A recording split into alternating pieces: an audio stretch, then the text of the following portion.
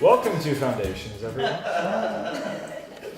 We were just looking at some summaries for the last few weeks, and we looked at influence level 1. Check out the video from last week, but we're moving forward. But again, for this first level for this level of direction, it's straightforward.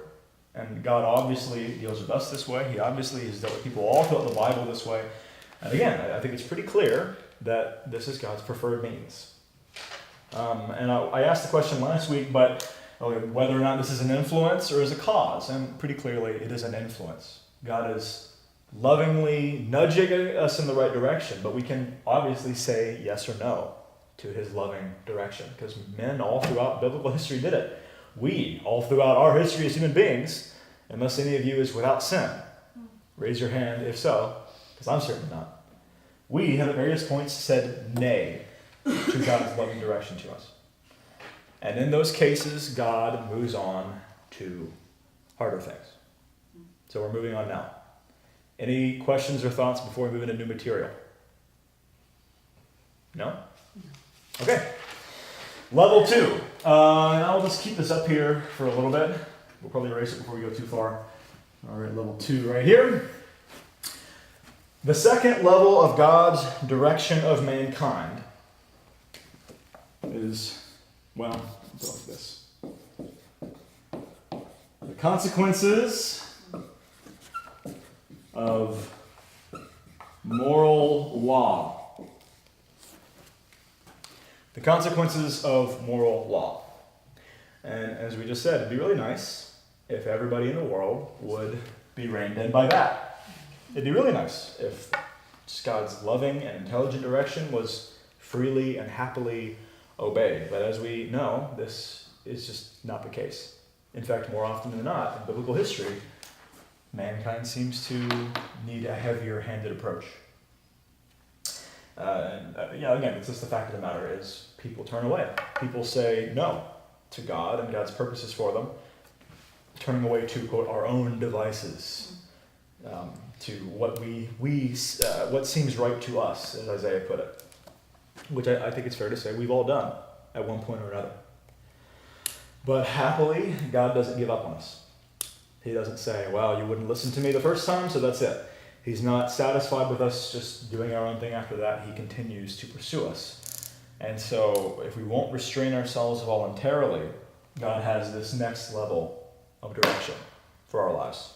The consequences of moral law. So we're going to have to think about this for a second, because this is a really interesting idea, and it's pretty important. This is pretty big picture.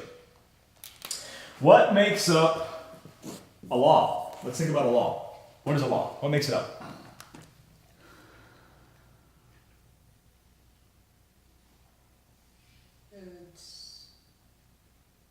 How do I put this? It's a statement of what you should or shouldn't do, and it usually also includes what's going to happen if you disobey it. Wow. That's really good. You know what? I don't think we need anything else, because that was really good. Excellent. She said a statement of what you should and shouldn't do, and a statement of what will happen if you don't. So I'll put it like this. You have, what makes up a law? I'll just write it over here really quick. What makes up a law? You have number 1, what we call the principle. The principle is the statement of what you should and shouldn't do. This is a statement of truth in reality. This is how it works. You should not kill a human being. That is a principle that is true. But as you very smartly pointed out, that's not all there is to a law. Because a principle is, well, it's a statement of truth. But there's more to a law than just a statement of truth. A law has what you call the consequences if you do not obey it, right? The statement of what's going to happen to you if you do not obey the principle. And that's what makes up a law. So let's think about this before moving on, because this is actually a really interesting idea, especially with consequences. We all get the idea of a principle. That's just God, being the one who created us, knows very much better than anyone what is right and wrong in terms of how we are to live, how we are to function. So of course his principles are perfect, always. Now, with the consequences, well, what are the consequences of breaking the law? Well, okay, specifically, let's take this example. What are the consequences of murdering a human being? Not necessarily just killing, but murdering a human being. Throw out some things. Jail. Sure. Might get the death sentence. Death sentence, capital punishment. What else? The consequences of murdering someone. Is that like even emotional trauma? Yeah. You have some serious emotional damage that takes place for you, for everyone involved. There's a lot more people who get affected by a murder than just you and the guy who was murdered. Yes. Oh, emotional trauma. Then you just have, the loss of life. A human being is gone. And then, of course, the loss of life affects, if you murder someone's father, well, they no longer have a father. You murder someone's husband, well, they no longer have a husband. You literally changed their lives forever. And that's we'll call this relational damage.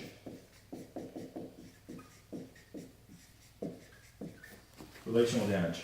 Yeah, these are all pretty straightforward, you know. This is stuff that happens when you murder a human being. This is why it's a bad thing. Now, I have slyly put these in two different columns, intentionally. Let's look at the ones over here. The ones over here, you can call natural consequences. Now, what do I mean by that? If the person doesn't catch you, you don't have to worry about that other part. That's the thing. These natural consequences, they're going to happen. Yeah. They just happen. Yes. These are the things this is why murder is a bad thing in the first place. By murdering someone, this stuff will happen, period. It just will. There are natural consequences to every action. Yes. Some good, some bad. For better or worse. Every action has a reaction, and sometimes it's positive, sometimes it's negative. These are the reason that God doesn't want us to sin. This is what makes a sin. Because sin always has natural consequences that are bad, that are destructive, that are damaging, that are painful, that cause suffering. God doesn't want us, or anyone else, to experience the pain and the suffering that comes from sinful action. So that's why he doesn't want us to sin. Boom! Big picture idea that most of the church ignores today. Yes. There's a ring. Natural consequences. These happen. They just do. Now, what about these other ones? You pointed this out a little bit already. Unless they can get away with it. No, these are different. Yeah. They're very different. Because these aren't natural at all. They're imposed by other people. Yeah. There's the word I'm looking for. These are what you call imposed consequences. Imposed consequences. And these, just like you said, these are consequences that are imposed upon you if you break the law. There are very distinctly two different kinds of consequences here. It's very important that you understand the difference. Imposed consequences, like if you murder, you will be put in prison. You will possibly experience capital punishment, the loss of your life. A life for a life. Now, why are these there? Why? Aren't these enough? Because Really, this is all terrible stuff. people feel like they need to impose their own consequence to feel okay about what would, about their natural consequences because of the action, if they're affected. Yeah, you look at these things. The person who commits the crime is always, often damaged as much, whether they know it or not, as the person who is affected by the crime, like directly affected. So this is all negative stuff, okay? Nobody really wants to experience this. However, it'd be really, really nice if people would just say, I don't want to experience those things, and therefore I won't do it. It'd be really nice if people just listen to this, Yes. but that's not always the case. It's often not the case. Because very, very often people just straight up ignore this, and they straight up ignore this. I could care less. I could care less who or how I'm affecting somebody by stealing or murdering. And they hurt themselves, and just as often they hurt other people, often in very, very terrible ways.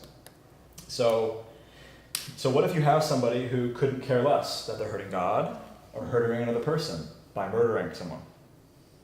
What if they just couldn't care less? They couldn't care less about this stuff.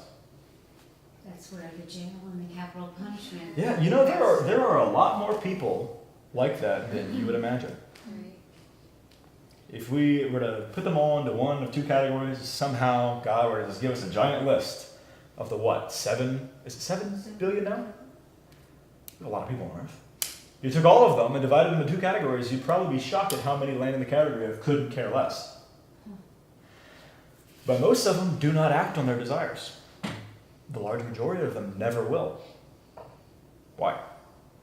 Because of those, Yeah, they don't want to experience the imposed consequences.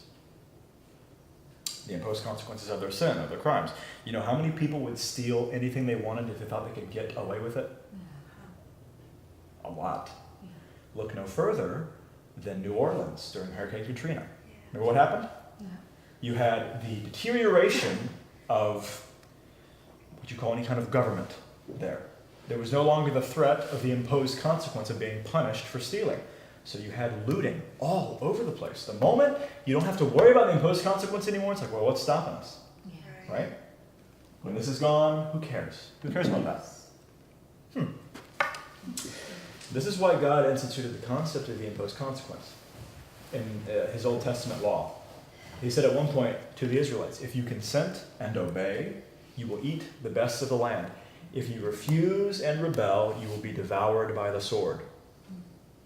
And many of the Israelites were held in,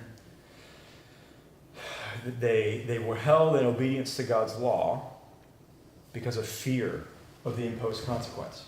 Now, is that ideal? No. But is it better than having people running rampant, ignoring this stuff? Yes.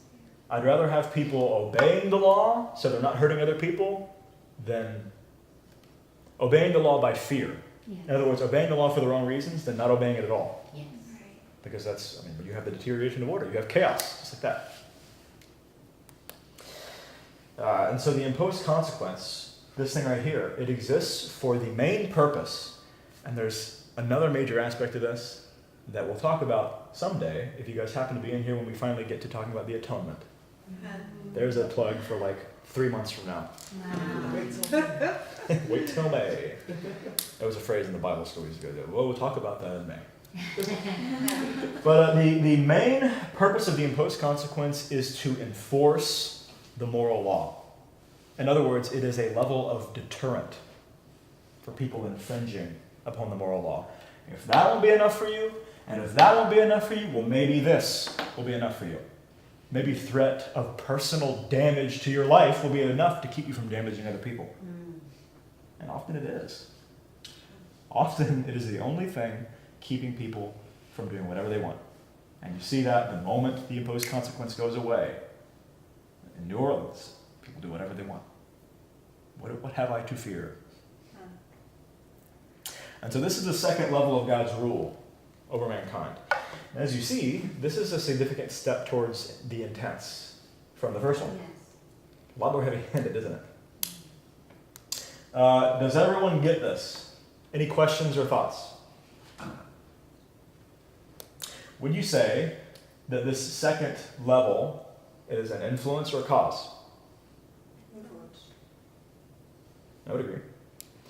Why? Because people still ignore this sometimes. Not as many as ignore these two, but people still break the law. People still do whatever they want, which is why we have our jails full of people. It's one reason anyway. So that's level 2. We actually covered that really quick, which is awesome. And we can actually move on to level 3 now, which is pretty cool. Is everyone going to be okay with me starting to erase some things? Because we already have almost a full board due to my poor spatial management. This is why God helped man invent the eraser. Yeah. Isn't grace beautiful? Okay, I'm going to erase things. Are we good? Yes. Okay. Look away. Nothing worse than that. You not paying attention? And I asked you like 5 times. They used to have it all. Tony's doing that because we used to teach in the same school together. He knows. Okay, I'm going to go ahead and erase these 2 because we'll need more space. If you need a reminder of what number 1 and 2 are, I can tell you. Okay, level 3. Once again, we are taking a step towards deeper levels of intensity, higher levels of heavy-handedness. The 3rd level of God's direction for mankind is what you will call, this isn't really a proper term, but I'm just going to call it this, national calamity. That's scary. National calamity. Because the fact is, it's very unfortunate, but throughout human history, mankind has very, very often refused to be ruled by even the imposed consequences of moral law. And they force God to resort to even greater measures of direction to get their attention. And usually it is the getting their attention part that really matters, because we get so stuck in our way of life that sometimes we need a shock. So this is where level 3 comes in. If a nation goes so far as to cast off completely God's loving guidance and God's moral law, God will at times bring calamity upon the nation. And I'll show you what I mean by that, but it's not necessarily, the reason I say it's not a proper term is because the word national can be misleading. This can be a people group, or a family, or an individual. But God often brings calamity, not often, God will, if forced to, bring calamity upon them in an attempt to rein them in. The Levites in the Old Testament, in Nehemiah's day, they had an account of God and the way he dealt with the Israelites using this method of national calamity after the Babylonian captivity. They said of the Israelites that they, quote, became disobedient and rebelled against you, and cast your law behind their backs, and killed your prophets who had admonished them so that they might return to you, and committed great blasphemies. Therefore you delivered them into the hand of their oppressors who oppressed them. That's Nehemiah chapter 9. In other words, the Israelites had gone so far as to just say, no more with your direction, God, no more with your law, and they went to worship their own gods. Extreme amounts of idolatry were taking place through, and this is specifically referring to Judah. And so it got so to the point where over and over again, he sent prophets to admonish them, to try to pull them back, and they ignored them. They even went as far as to kill many of his prophets. And finally, he had to say, okay, I'm going to get your attention one way or another. We'll look at that particular instance more in a moment here. But God hates to do this. He really doesn't like to. And I keep saying it, but his preferred means really is, if he has to do anything, just to tell us, hey, you guys are in the wrong, you need to repent. And it's really great when his people do repent. Jonah is a really cool example, because you have these people, the Assyrians in Nineveh, who were wicked, and all it took was Jonah saying, you need to repent, or God is going to bring a more heavy-handed approach, and they repented. But often it doesn't work like that. Often they say, whatever, man. We're going to do our own thing. We're not afraid of you and your threats. At the same time, it took Jonah being like, hey, I tried to say no, and look what happened to me. Yeah, Jonah's a really interesting story. I'll go into that some other time. But that's the thing. If we refuse God's loving direction over and over and over again to the point that nothing else is going to get our attention, if we refuse to be pliable in his hands, God sometimes has to resort to this. And God said this about Israel. He said, can I not, O house of Israel, deal with you as a potter does with the clay? Behold, like the clay in the potter's hands, so you are in my hand, O house of Israel. Behold, I am about to uproot the house of Judah. Behold, I am fashioning calamity against you, and devising a plan against you. Oh, turn back, each of you from his evil way, and reform your ways and your deeds. So you get the picture there. He's like, please turn back. I don't want to do this, but I will if you make me. And so often, the Jews made him. And again, I just want to reiterate, because people have this picture of the Old Testament God as this trigger-happy, angry guy who will find any reason to blast you out of existence, any reason he can. Well, this is not something he enjoys doing. And even if eventually we'll start looking at the most drastic times in the Old Testament. And even then you can see God's heart is not to have to do that stuff. He doesn't want to because he loves us. It's not something he ever wants to do, but he will if he has to. So with Israel, like I said here, he sent prophets again and again to reach out to them, hoping these people might repent and turn. And when these things fail, God has to resort to more drastic measures again. So let's talk about that instance the Levites were talking about with Judah. How many of you are at least relatively familiar with what they call the Babylonian captivity? A little bit. Well, I'll give you the, not even the Cliff Notes version. What is more, the Wikipedia version of Israel's history? Okay, Israel, where were they before they became a nation? Well, they were in Egypt, but before that, Egypt. yeah. Yeah. Now, it was coming out of Egypt that, well, God brought Moses as the leader and gave them laws, and they became, we are the Israelite people, we are our own thing. And then they settled, and that was their nation, but they became like an independent people group in earnest after the Egyptian captivity. Now, what was the issue, the issues, probably the biggest issue that they brought out of them from staying in Egypt for 420 some years? A tendency to worship other gods, which we call idolatry. Egyptians did, and that's where they Yeah, and came. we're actually going to talk about that Yeah. this night, which I'm pretty pumped about. Yeah, this right here is possibly the biggest issue you see over and over and over again with the Jews throughout the entirety of the Old Testament. At least from the Exodus on, this is recurring. It never stops until the New Testament.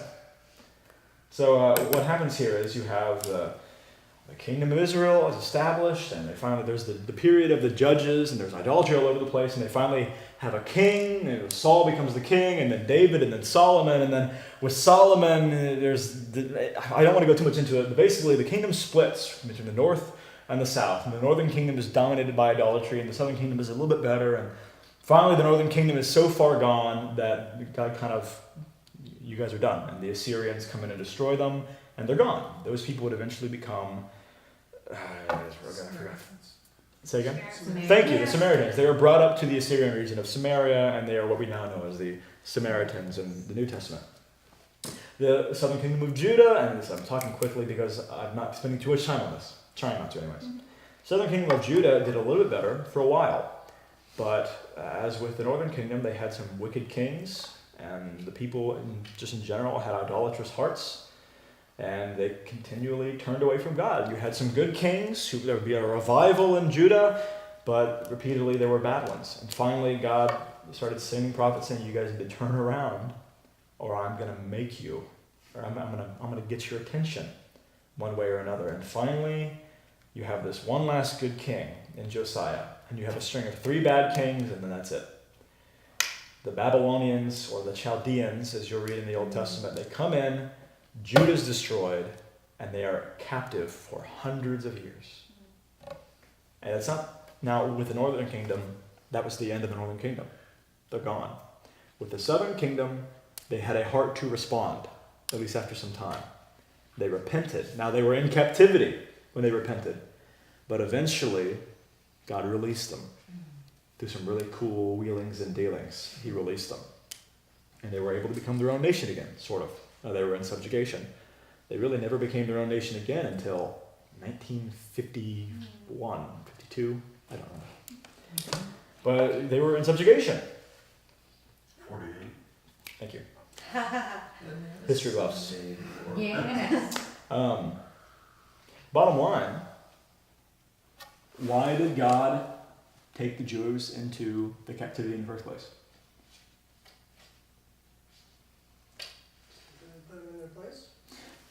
Sort of. Now, that is what you call a national calamity. Okay. That's what I'm talking about here. Why did he do it? Because over and over and over again, they did this. Repeatedly. They constantly turned to other gods. And not just like, we made up another god who's also pretty nice. Terrible, terrible gods. And their worship rituals were terrible, terrible things. They constantly turned away, and God said, no more. You're going into captivity. But they responded. You know what's interesting? What? After the Babylonian captivity, the Jews never again turned away from God. They never struggled with idolatry again. Wow.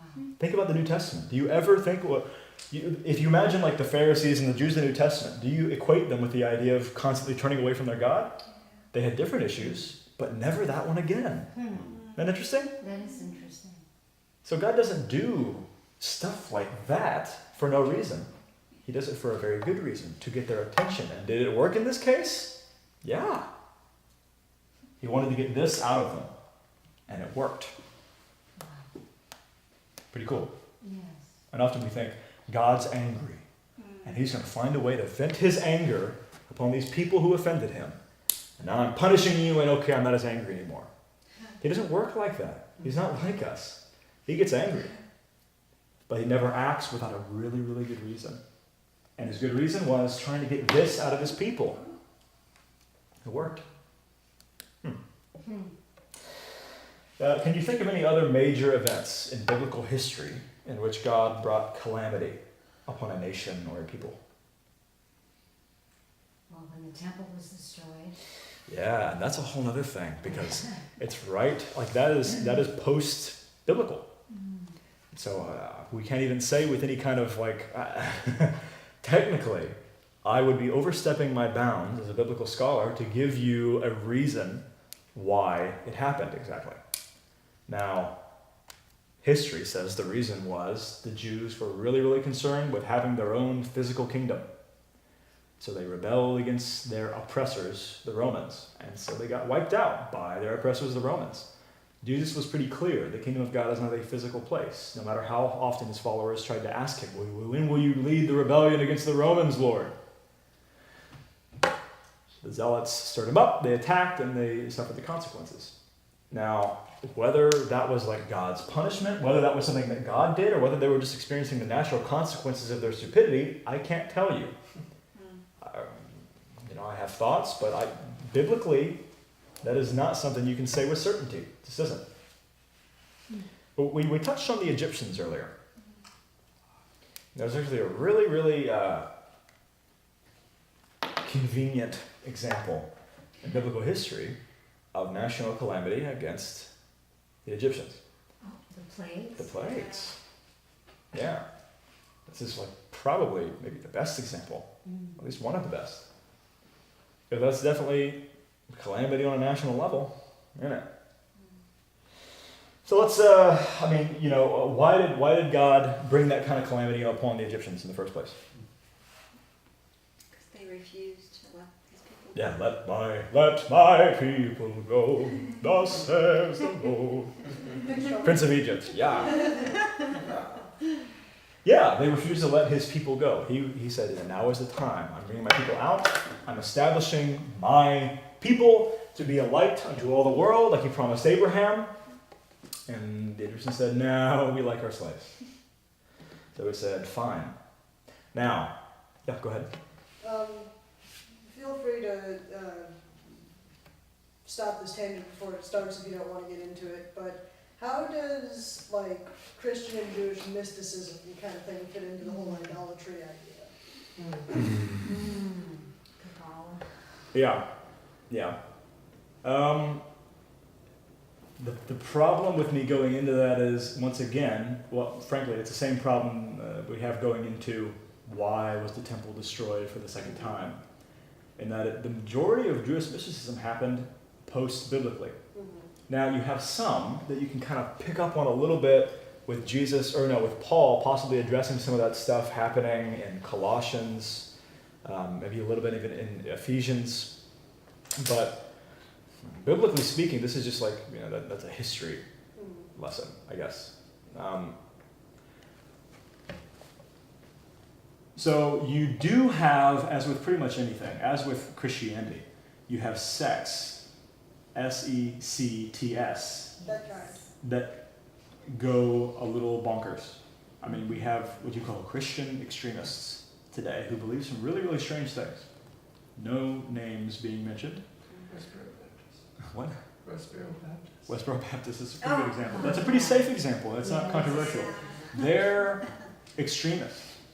Okay? Now, with the Jewish people, I guess I should probably add an addendum to what I said. The reason why God brought punishment upon them was because you would have, and this is just a general guess, I'd say it'd be safe to say that the very, very large majority of Judah as a kingdom had turned away from God. Not 10% of them, not 30% of them, not 50% of them. You're talking about 90, 95, 99%. The large majority, these people had turned away from him en masse. You're not talking about a few numbers scattered here and there.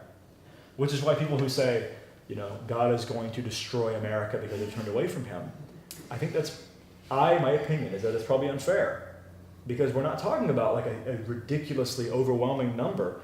We are probably one of the most Christian nations on earth. We have a huge number of people who are following him. We have mega churches with tens of thousands of people who come and worship God. Now, I'm not trying to say we're in a great position, because we ain't. But you can't compare us to a lot of the cases of Old Testament Israel and Judah, because it's fairly unfair. So what I'm trying to say is, when God does this, it's in cases of extreme necessity. And so when I say the Jews never, again, turned away to idolatry, I mean it never became even remotely as big a thing as it was in the Old Testament, post the Babylonian captivity. You did have these small sects, very, very small numbers, which turned to these bizarre ideas these bizarre mystical ideas and what have you. And even some of them, you have these warps between, you can research these warps between, like the Hellenistic leaning Jews would warp things between Greek religion and philosophy and Jewish religion. It became these weird things, but you're talking about very, very small numbers. So as an addendum, never again in mass they struggle with this. Never again for the Jews as a people was this an issue. Isn't to say that you wouldn't have 10, 20, 100, 1,000 here or there that would turn away to some weird ideas. But at the very least, it was never again, even remotely, as big an issue as it was before. I hope that sort of answers the question. Yeah. Without going too much into the history. But back to Egypt here. I should say here, the case with Egypt and the Exodus is actually a really tricky one. And it's one we could very easily stub our toes all over the place on, because there's actually multiple levels of God's direction happening at the same time. Including, and perhaps most importantly, level 4, which we haven't talked about yet, and we won't get to tonight. Hopefully we'll do that, we will do that next week. So we can't go into every little aspect of it. And I have a feeling one of you is going to ask at one point, and I'll say, I can't tell you yet, we'll do it next week. We'll talk about it in May. But with the plagues specifically, you certainly can see God bringing calamity upon a nation to accomplish some purpose. Now the big question is, why exactly? Because the plagues are kind of particular. They're kind of specific. If you have the answer to the whole thing, don't give it. Because I'm about to unfold the whole thing. You're going to steal my thunder. If it's a question, please. No, go ahead. Nice try. No, but it's an interesting question, because God doesn't do things arbitrarily. He doesn't. Everything he does is designed to bring about the purpose that he wants. So why the plagues? Because those are strange. Wasn't An it? infestation of flies. If this is an answer, I don't want it yet. Well, I don't know the answer if that's, but in my mind, weren't the Egyptians practicing magic and they could do some of these things? So it was kind of an attempt to show them that this was God, this was not just some magic trick. Yeah, I think that's a very good part of the answer. It's not the complete part, but it's definitely Okay. part of it, especially with the third plague. But let's really quickly check out, I'll just give you a brief summary of Israel's history with the Egyptians and why they were there. Long story short, you have Abraham, Isaac, Jacob, who becomes known as Israel, and that's why we have the Israelites, the Jacobites, they could have easily been known as. Long story short, God brings them to Egypt, and they're allowed to stay there and develop, and over a period of 430 years or so, they develop into a rather large people group in Egypt. And somewhere along that period, they became subject to the Egyptians to some degree or another. There came along, it says, a Pharaoh that did not remember the promises the original Pharaoh had given to Israel. Because then you have that whole Joseph thing. That's how they ended up in Egypt in the first place. But you could really go into that. We're not going to. Long story short, they've been in Egypt for a long time, and it had morphed into a ruler-subject kind of thing. And you guys are going to be, you're doing our dirty work for us. You're building stuff and whatever. I don't know if they built the pyramids or not, but it's nice to imagine that they did. It's, dragging along giant stones like they did in the Prince of Egypt. I like the Prince of Egypt. Come on. But so that's where they're at, and then God says it's time to move on. The iniquity of the Canaanites is complete, he says. In other words, they're beyond saving. That's a whole other very interesting aspect of what God did. And hopefully we'll get to go into that. But 430 years he waits, and he finally says, no, it's time. It's time, we're going to move on. He raises up Moses to be their leader, takes Moses to Pharaoh and says, let my people go. And Pharaoh says adamantly, no way, Jose. He doesn't say exactly like that, but rather he says, who is the Lord? Who is this guy that I should obey? We'll talk about that more in a second, but we very often read the Old Testament through a lens of God loves the Israelites and not so much anyone else. Like these guys are his number one, and everyone else he doesn't like or even hates.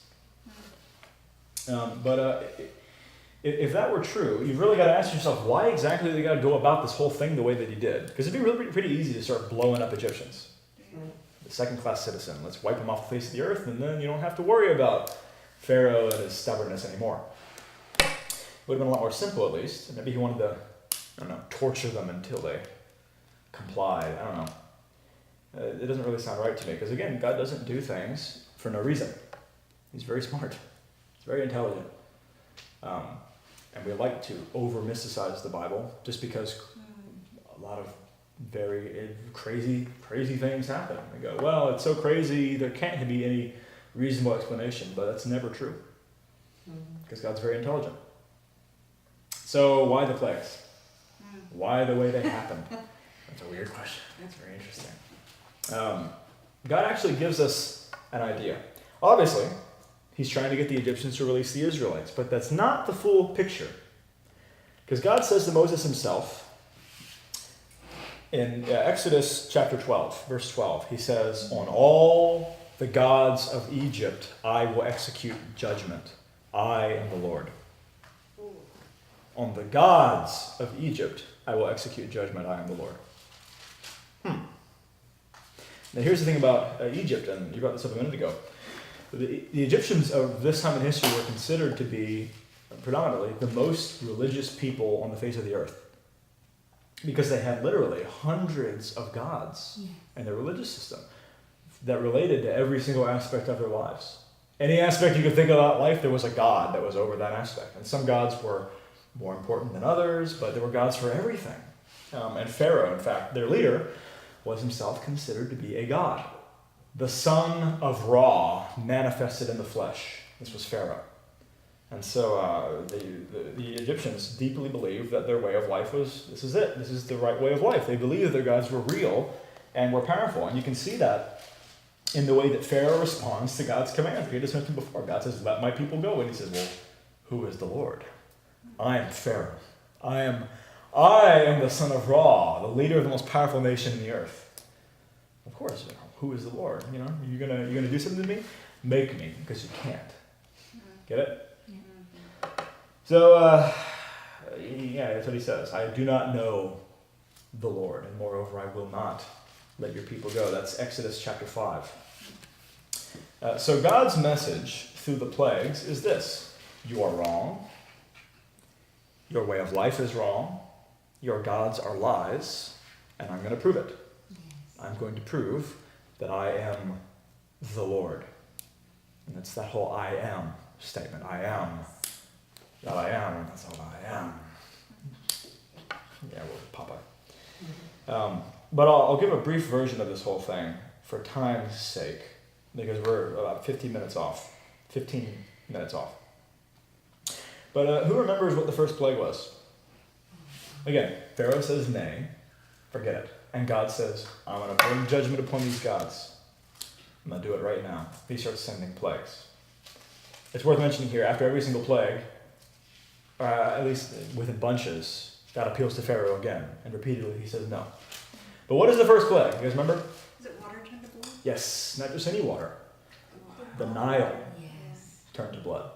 Now, there are two reasons that it's very significant the Nile, specifically, turned to blood. It would have been a very huge shock for the Egyptians. Number one, because the Nile was the center of their culture and their economy. That was the reason, or at least one of the major reasons, why Egypt was able to be so successful as a nation in this day. Because they had this massive water passage for trade and for war and for whatever else. It ran right through the middle of their nation. This huge resource for them. And suddenly, it's turned to blood. So that's a bad thing. But perhaps even more shocking was this. They believed the Nile to be invincible, untouchable, because, what was the first plague? Because, well, this guy, Happy, Hapai, I don't know how to pronounce it. But either way, this was their god of the Nile. And Hapi was, basically his responsibility was protection of the Nile. This great god, and it was the god of the Nile. Nothing could touch the Nile because Hapi was in charge. And so suddenly, the untouchable Nile, center of their culture and economy, is blood. That's going to throw a wrench into a lot of things. And suddenly, what does it say about this guy? He messed up. What happened? Now this unknown random god of these people who we're in charge of has somehow overcome this guy. How'd that happen? What trick did they use, those crafty Israelites? That's what God's saying, hey, your God doesn't exist. He's not there. So then we have the second plague. Anyone remember what this one is? Well, I have it in front of me, so I don't. Go for it. Frogs. Frogs. Thousands, millions of frogs pour out of the now blood Nile. Which is, again, weird. Weird, God. Why would you do that? And again, it's strange until you know that the Egyptian goddess of life, Heket, was in the image of a frog. The frog goddess of life and fertility. And more than just frogs showing up, do you remember what the frogs did specifically? They died in mass. And they were bunched up all throughout Egypt. And it says, it makes a mention specifically that they stank. Interesting. And again, the image that the Egyptians revered, the frog, which represented the goddess of life and fertility, is now by the thousands and millions dead and stinking. That's a slap to the face. It is. Your God is nothing. What third plague?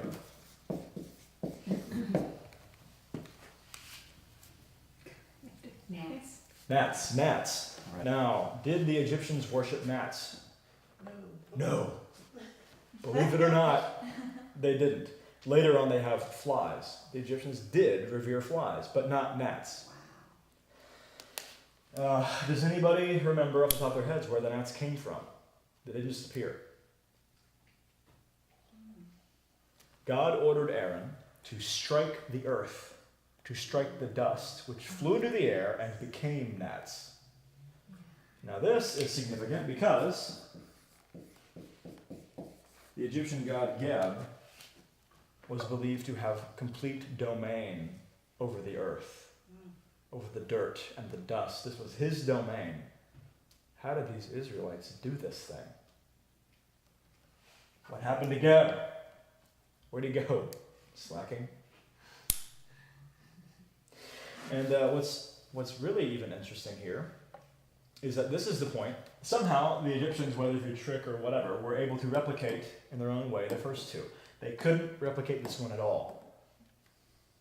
Egyptians couldn't touch it.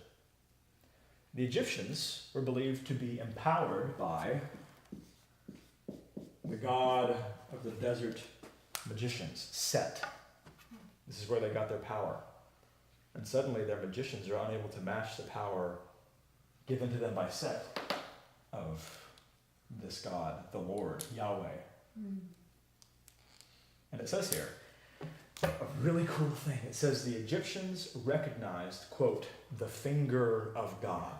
Isn't that a cool thing?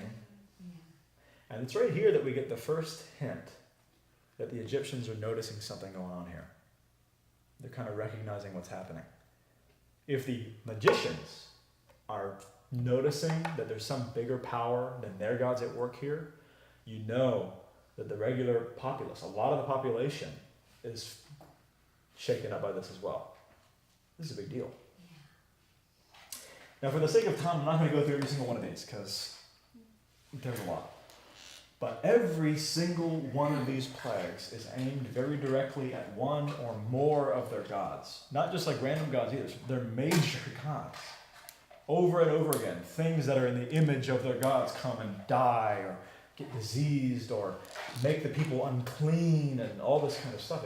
It's fascinating. And all this culminates in the grand finale with the 9th and the 10th plagues. Anybody remember the 9th plague? Darkness. Why might darkness be significant for the Egyptians? Ra. Who was Ra? Ra was the god of the sun, and more importantly, he was considered to be the greatest of the Egyptian gods. The most worshipped, certainly. And now, the sun itself, Ra's domain, has been blotted from the sky. Wow. And then finally, the 10th plague, the hardest and most terrible. And again, God has appealed to Pharaoh again and again and again, and he says no. And finally, the 10th plague, the death of every firstborn son in Egypt, which is terrible and very sad. But this is the ultimate strike at the Egyptian gods and their power, because they couldn't protect the Egyptians at all in the face of Yahweh. And the Pharaoh was always the firstborn son. And it was the firstborn son that was considered to be the son of Ra himself, manifested in the flesh. Even Pharaoh was powerless to stand up against that. Pharaoh's son. Pharaoh always had children.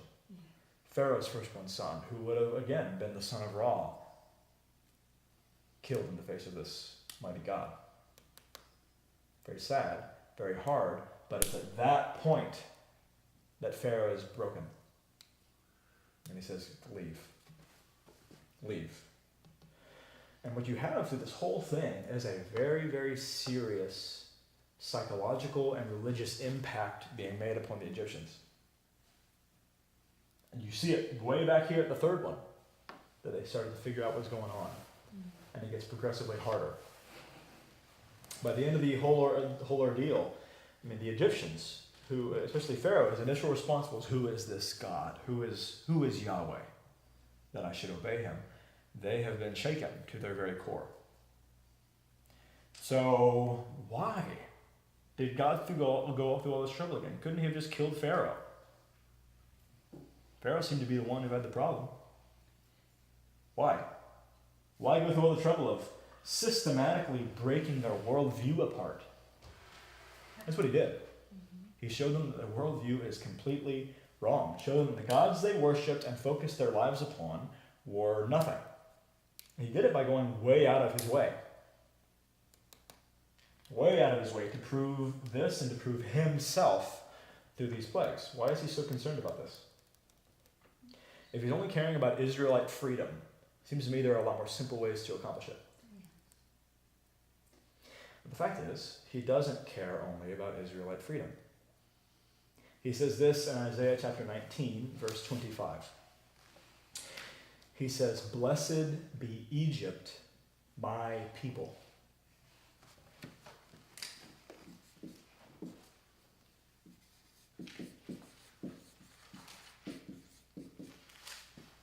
Blessed be Egypt, my people. And you go, wait a minute, I thought the Israelites were God's people. Well, guess what? Even in the Old Testament, every single human being ever made is God's child. Yes. All people are God's people. He is their father. And he loved them. God considered the Egyptians to be every bit his people as the Israelites were. They were his children. He wanted them back. He loved them as much as he loved the Israelites. He wanted them to be free from their perverse and messed up worldview, their lifestyle. And he wanted them to come to him. Maybe even as much as he wanted the Israelites to be free, he wanted the Egyptians to turn to him. Obviously they become very entrenched in their way of life, entrenched in their gods. So entrenched that the one true God held no interest for them. God tried and tried, but they rejected his loving influence. So this happened. And that was hard. And obviously this is a much more intense way of dealing with people than number 1 and 2. Yeah. So here's the grand question. Did it work? Now, For some of them. Now, it worked in the sense that, yes, the Israelites were freed, but did it work for affecting the Egyptian way of life at all? Some of you are thinking, I can't think of any reason why the answer would be yes. But there's a really obscure little verse that is overlooked over and over again. I don't know why. In Exodus chapter 12, verse 38, when the Egyptians are released from Egypt, it says this. Exodus 12, verse 38. The Israelites were released from Egypt. Sorry? The Israelites. When the Israelites were released from Egypt, thank you. It says this. A mixed multitude also went up with them. A mixed multitude went out of Egypt with the Israelites. Oh, yes. What does that mean? Other people do it. Came A along. lot of the Egyptians. Egyptians came with the Israelites, leaving Egypt. Now, why don't we ever hear from those people again in the rest of the Old Testament? What happened to the Egyptians that came with the Israelites? They're Israelites. Yes.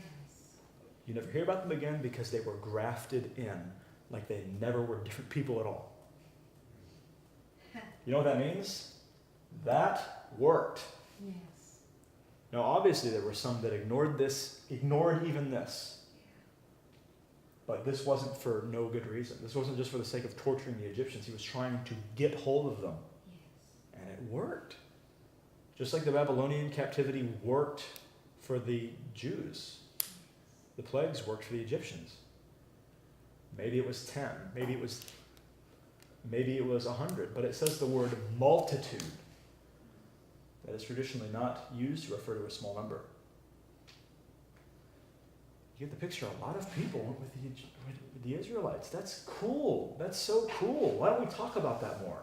Yeah. Not only does that completely debunk the idea that God doesn't care for people aside from the Israelites, but it shows that he doesn't do things for no reason. This is why he went to the whole plague thing in the first place. This is why he went to the extreme of national calamity, to get a hold of them, to shake them out of their worldview. Hey, listen to me. That's cool. God's punishments are always given with a purpose. When God does something, he does it for a reason. He's never arbitrary. Calamity is only something he brings upon a person, a family, a people group, or a nation when he's trying to lead them to a better place and they refuse to listen. Make sense? And he never does this without a reason. He's always trying to accomplish something. And that something is always rooted in his heart of love for us. Yes. So, influence or cause? Influence. Because even to the bitter end, Pharaoh rejected it. Yes. So apparently did a lot of other Egyptians. Some responded, some said yay, some responded with nay. So we are now at the end of number 3, and it is 7 o'clock on the dot. Holy cow. Wow. You were good. Man, I'm better than I knew. I didn't even know I was as good. Wow. We're done for tonight. Any questions or thoughts? Just something I have to say. The idea that whenever there's a calamity, it's God trying to teach something. I mean, there's not other things happen that aren't necessarily punishments from God. I think that's pretty clearly true. True that it's not always God. Right. I think it's pretty clearly. Yeah, at the very least, it would be a very serious jump to say that every calamity that happens is caused by God. You'd be very hard stretched to find solid biblical evidence that supports that. My opinion is that it's not true. But the Bible doesn't give us a definite one way or another on that.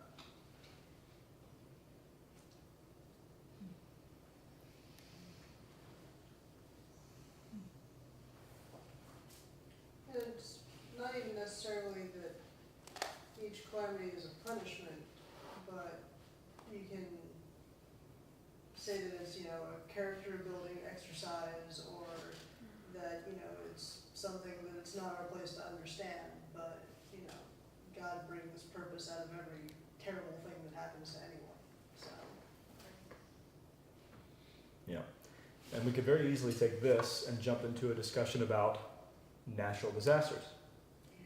But that's not a 5-minute thing. Because the fact is, every single natural disaster is traceable to natural causes. This clearly was not natural. Pretty clearly. Yeah, and there are definitely cases of God using weather and what have you, obviously. But you cannot prove that he meticulously controls the weather. You could probably make a case for it if you tried hard, but you can't prove it. Anyway, we're getting dangerously close to a very large rabbit hole. Yeah. And if we had more time, this would be an interesting conversation, but I did so good at stopping right at 7. I know. Let's not ruin it. Right? To open up rabbit holes. Yeah. Any other thoughts or questions about this? Or anything we've covered up to this point? Good? Good. Okay, next week we'll get into number 4. And starting here, every single one takes a long time to discuss. And when I say every single one, I mean 4 and 5. Because, once again, you have a serious jump in intensity. You're like, what can be more intense than national calamity? Yeah. Well, you're going to see next week. No hints? Their numbers. I'll give you a hint. So far, we have been 100% in influence. Okay. But there comes a point where God says, I am not going to let your freedom of will destroy everything. Ooh.